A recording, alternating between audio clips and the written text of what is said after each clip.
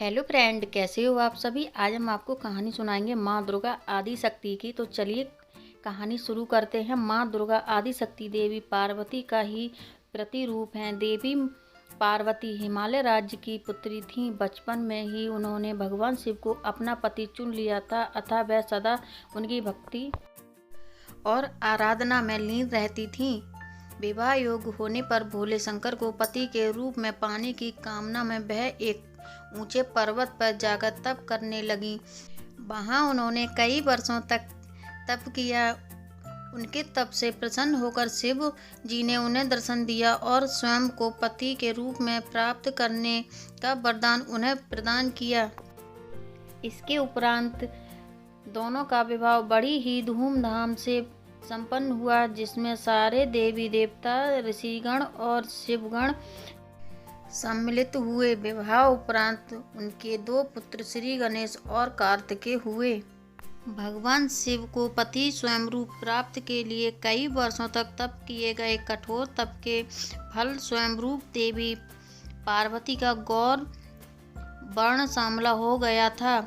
एक दिन कैलाश पर्वत पर बैठकर हर्ष परिहर्ष करते समय भगवान शिव ने माता पार्वती को काली कह दिया। स्वयं के लिए काली संबोधन सुन देवी पार्वती रुष्ट हो गईं और गौर वर्ण की प्राप्ति के लिए कैलाश छोड़कर तपस्या करने वन चली गईं।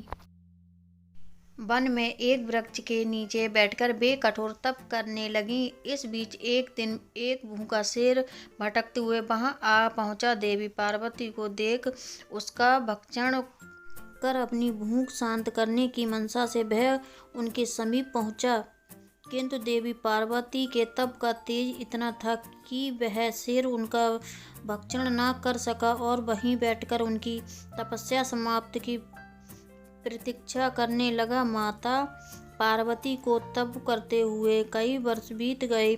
इतने वर्षों तक वह शेर वहीं उनके समीप बैठा रहा। एक क्षण को भी वह अपने स्थान से नहीं हिला।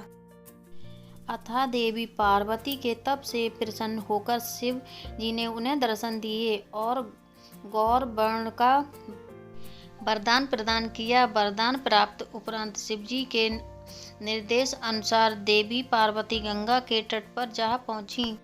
गंगा में स्नान उपरांत उनके भीतर का काला स्वयं रूप देवी के रूप में बाहर निकल गया और उन्हें गौर वर्ण प्राप्त हुआ। तब से उन्हें माँ गौरी भी कहा जाता है। उनके काले स्वयं रूप को देवी कौशिकी कहा जाता है। जब माता पार्वती स्नान कर बाहर आई तो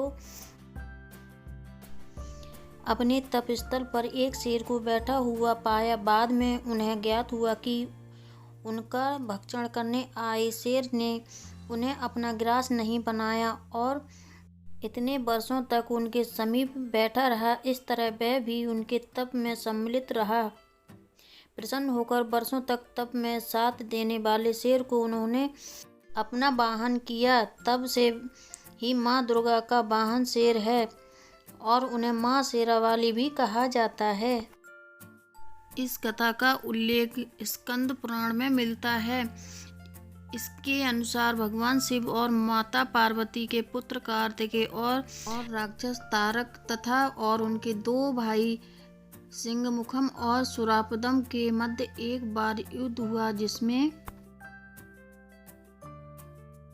कार्तिकेय ने उन्हें पराजित कर दिया। पराजय उपरांत सिंहमुखम कार्तिकेय से क्षमा याचना करने लगा। कार्तिकेय ने उसे क्षमा कर शेर बना दिया और माँ दुर्गा के वाहन बनने का आशीर्वाद दिया। तब से सिंहमुखम शेर के रूप में माँ दुर्गा की सवारी है। तो फ्रेंड, ये कहानी कैसी लगी? अच्छी लगी तो ज़्यादा से ज़्यादा लोगों में शेयर कर दें और मुझे कमेंट करके जय माँ पार्वती ज़रूर लिखें। Thank you.